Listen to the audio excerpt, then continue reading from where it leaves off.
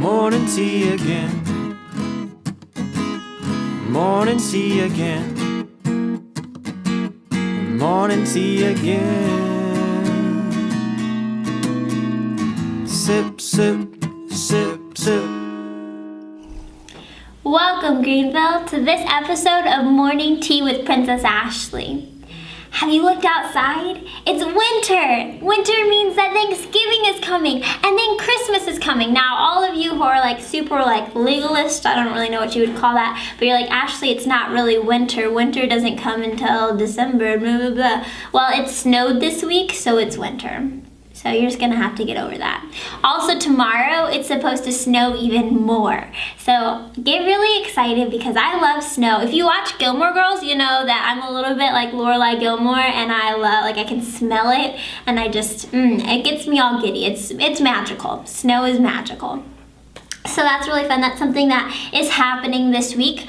Also, this Sunday, there's 2 different things going on that involve food, free food. So if you are ministry, religion department, or if you're looking to move on to seminary school, you can join Celeste Cranston, which is Elise Cranston's mom. Hi, Celeste. On this Sunday, which is in 2 days, at St. Paul's Church at noon, and you'll get free pizza, and she'll talk to you a little bit about what SPU, which is Seattle Pacific University, which is a sister school to Greenville. She'll tell you all about the seminary there and kind of the life there. I've actually been there, and that campus is beautiful. The city of Seattle is beautiful. The program is amazing. It's very similar to Greenville, where you get a lot of one-on-one interaction with your professors. It's just a great place to study. So if you are interested in seminary, make sure that you're at St. Paul's at noon to talk to Celeste and get free pizza. Also on Sunday at Smith Grove Baptist, they're having college Thanksgiving, which means if you go there for church and then you stick around directly after church on Sunday, you get the chance to have Thanksgiving. They pull out everything. They got turkey, they got mashed potatoes, corn, jello, all the fun things that you love for Thanksgiving will be there. So make sure that if you have a hankering for an early Thanksgiving, that you make it your way to Smith Grove Baptist. The service starts at 10:30, but I'm normally there 10 minutes late, and so it's okay if you're a little bit late. Just try to be there on time. But yeah, so that should be super fun. So that's what's happening this weekend. This Monday is a colloquium at 4:30. If you need core credit, make sure that you check out Scott Newman's email. He sent you all the details about the colloquium that is happening this Monday at 4:30, and you get core 401 credit. Also, this Wednesday at 9:30 in the morning, my core group is giving our mock presentation. So if you're in the Greenville area, or if you're Shelly Crouch and you want to come see your son and me and our friends give our presentation, then you can come to Dietzman 102 at 9:30 in the morning. Our core group is giving our mock presentation. So on the Common Day of Learning, it will be all ready. We want your critique. We want you to tell us what to do right. So come on out to Dietzman 102 so we can give our mock presentation. Also on Wednesday night, there's 2 different things going on. There's the Permission to Struggle, Stress and Anxiety, happening in the Upper Union at 9:30. So you'll watch a video and then kind of have a discussion about what's going on. And then also at 9:30 at the Globe Theater is a movie for that department. Jake Edmondson puts on a movie at the Globe once a month, and it's happening this coming Wednesday at 9:30 at the Globe, and you also get core 401 credit for that. Remember, if you miss you have to get 10 core 401 credits. So if you miss one of those, then you get deducted a whole letter grade. So you want to make sure that you get all 10 so that you get as many points as possible, because it's really important, and who knows how we'll do on CDL. We need all the points that we can. CDL stands for Common Day of Learning, which is when Core 401 give their presentations. If you're in Core 101, good luck with your projects that you're doing. I hope y'all are having a great week. Up next is our very own Brian Gertlr with his entry into the 50-hour film festival. I've heard that it's hilarious. I can't wait to check it out right after this. And after that, we are joined by our very own Alisa Gunther. Sip, sip, sip, sip.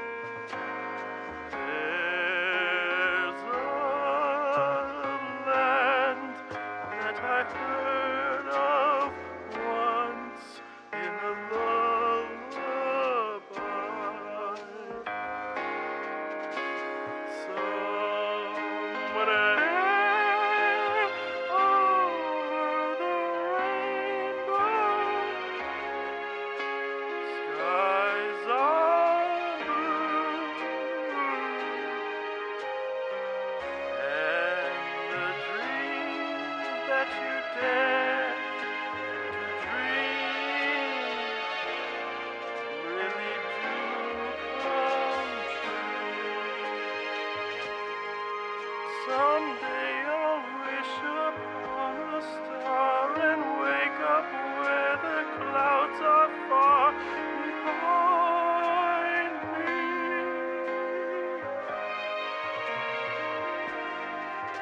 Where trouble melts like lemon drops way above the chimney tops.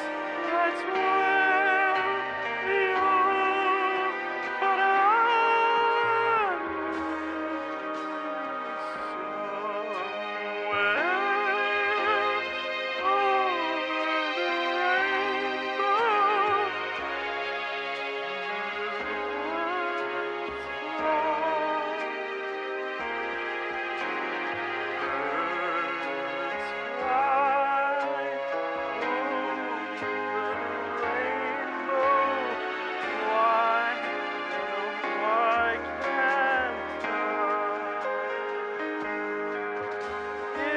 happy little bluebirds fly beyond the rainbow.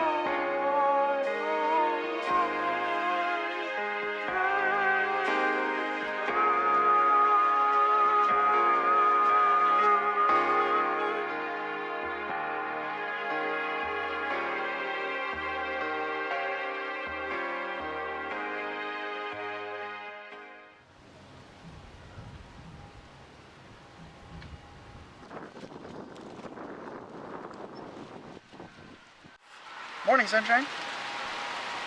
Ugh. What are you doing? What the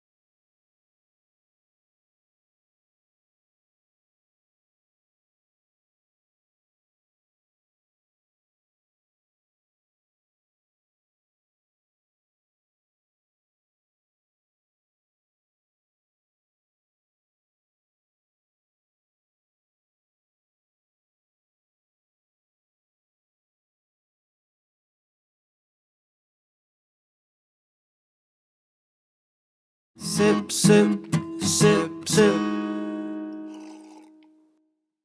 Welcome back, Greenville. Today we have none other than Alisa Gunther. Thank you so much for being here today. No problem. I'm so excited because I know that you're like one of the most loved people on campus, but nobody knows really what you do. So do you want to tell us, like, what exactly is your job? I know it's a little bit of everything, but what does that entail?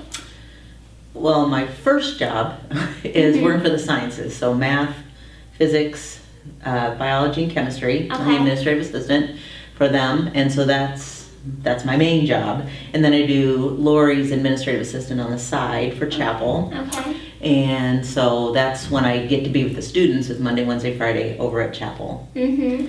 And otherwise, I'm in my office and photocopying and typing tests and writing letters of recommendation and doing all that fun What stuff. a great office though that you have. It's right there at the door, so you see everyone come in and out, which I feel like so many people are just tucked away in their offices. But you actually get to be like in the front and center of attention, which is really great because I know it allows more interaction with other people. And then I put that candy basket by my door, so I lure them in. That's great. That's so great. So how did you get the job? Like, what brought you to Greenville and what brought about this job? My. Well, I was babysitting at home. I did home daycare for quite a while, and while my kids were still in school, and so when my daughter got in high school, I was looking for something else. So I've been here. I was starting my 17th year in September, and so I was just looking for something, but I wanted something Christian because I had worked at Walmart in the secular world and saw all the things that went on. Oh my goodness! Oh and yes. Nobody really uplifts you. Right. You. But I had a Christian boss there. Okay. And that's what brought me to the Lord, number one, back then, is working for a Christian boss at Walmart.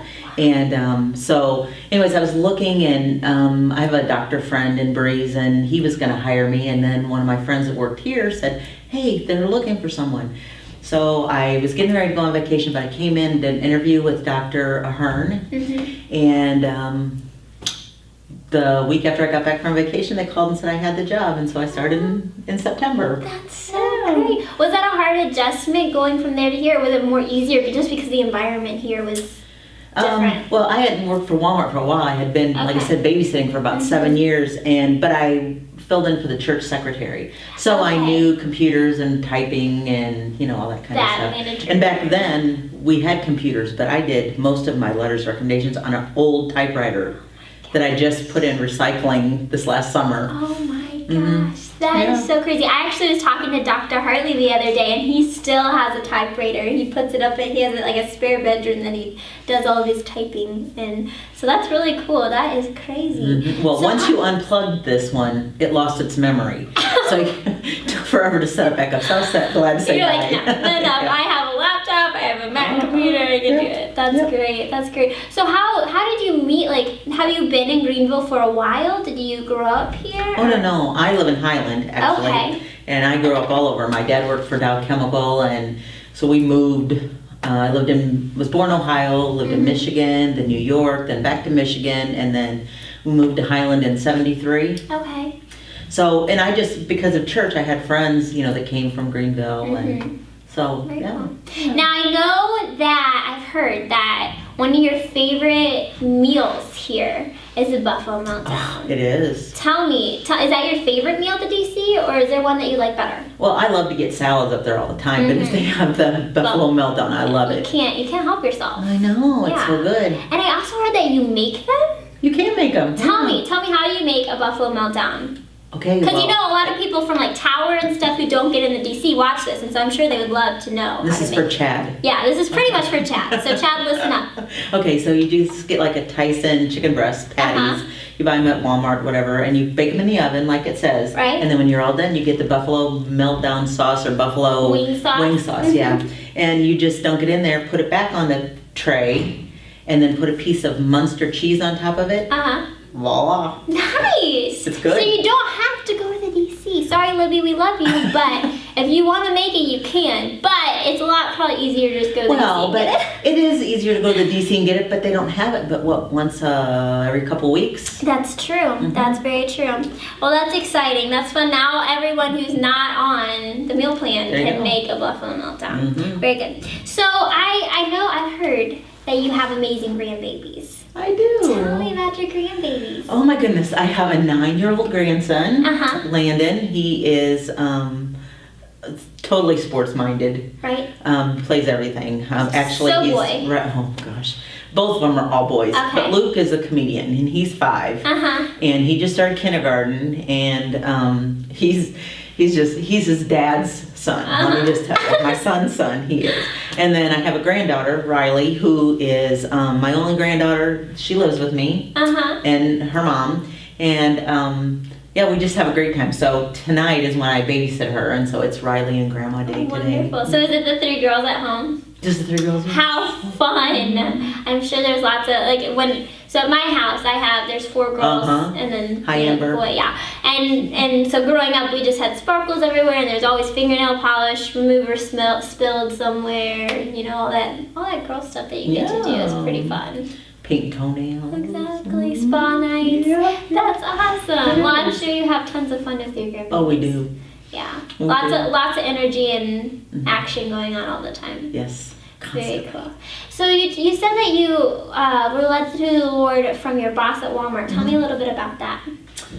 Well, just there were some things going on in my life, and I had never been, through high school I knew people that were Christians, but no one ever really invited me to their church or their youth group or anything. And so, and I just kind of went on. I graduated early from high school and got a job right away in January full time, and just started working.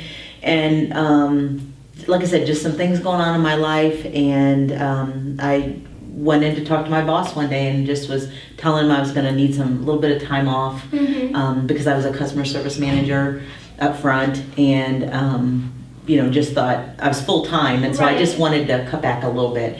And so then he started talking to me, and then one time I met with he and his wife. And Susan and I are still Facebook friends. Yeah, just through that, and then, telling me about his church and his pastor, I started going there, and I was 27 years old before I became a Christian.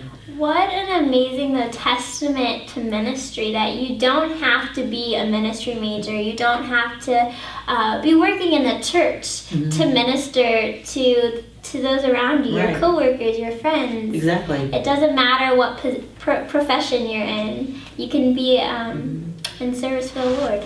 Right. And I love to hear how somebody can stop in your office and you can just start talking about it. I do. I love that. And I love, one of my favorite things about Greenville is that I get to, when I come and sit in your office and I get to tell you about what's going on in life, I don't think you get that at very many colleges. No. And that's what makes Greenville so special, is that you all have time. The faculty has time for us. And I love that. Yeah. So I love you. You're very special to thanks. us. I love being here. I do. Good. So how much longer are you planning on working here at Greenville? Well, Dr. Dunkley and I were talking. Yeah. We're about the same age. He's a little older. Just a little bit. Of course. So we were talking, and I said I'm holding out for my rocking chair, because that's what they used to give, is a white rocking chair. And I was like, I'm holding out for my rocking chair. And when you retired? Yeah, when I retired, most of them, when they retired, they would get a rocking chair. Okay. And so I said I'm holding out for mine. And so I think we figured it's about 13 years. So yeah, that's a little while. 13 years, okay. Thank you so much for being here today, Lisa. We really appreciate it. No, glad to be here. Have a magical day, Greenville. Morning tea again. Morning tea again. Morning tea again. Sip, sip.